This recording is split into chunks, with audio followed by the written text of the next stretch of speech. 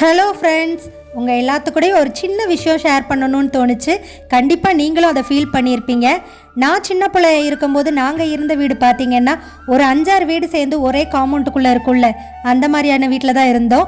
School விட்டு வந்தாலே போதும் அந்த 5-6 வீட்டில் இருக்க பிள்ளைங்க எல்லாம் ஒன்று சேர்ந்துக்கிட்டு கண்ணாமூச்சி, ஓடி பிடிச்சி, நொண்டி, எரிபந்து, சொட்டாங்கல், சில்லு தாண்டுறது இப்படி சொல்லிக்கிட்டே போகலாம்.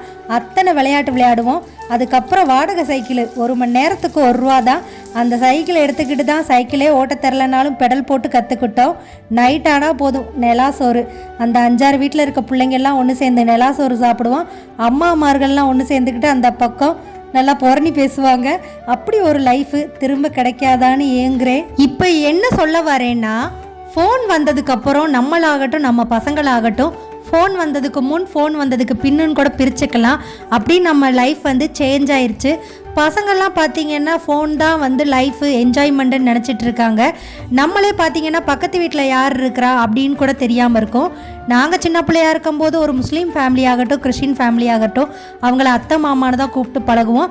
அதே மாதிரி அந்த பிள்ளைங்களும் எங்கள் அம்மா அப்பாவை அத்தை மாமான்னு தான் கூப்பிடுவாங்க. அந்த மாதிரி ஒரு ஒற்றுமையாக இருந்தோம். இப்போல்லாம் அந்த ஒற்றுமை இல்லை. சொல்லப்போனால் சொன்ன மாதிரி பக்கத்து வீட்டில் யார் இருக்கான்னே தெரியறதில்ல. நம்ம சேனல்லையே 90s நினைவுகள்னு சொல்லிட்டு ஒரு வீடியோ ஒன்று போட்டிருக்கேன். அதை கண்டிப்பாக கீழே ப்ளே பட்டனில் கொடுத்து வைக்கிறேன். செக் பண்ணி பாருங்கள். உங்களுடைய பழைய நினைவுகளை கண்டிப்பாக தூண்டி விட்டு மறக்க முடியாத நினைவுகளாக இருக்கும். சில பேர் அந்த வீடியோவை பார்த்துட்டு அழுக கூட செய்யலாம். அந்தளவுக்கு இருக்கும். கண்டிப்பாக செக் பண்ணி பாருங்கள். நெக்ஸ்ட் வீடியோவில் மீட் பண்ணலாம். பாய்.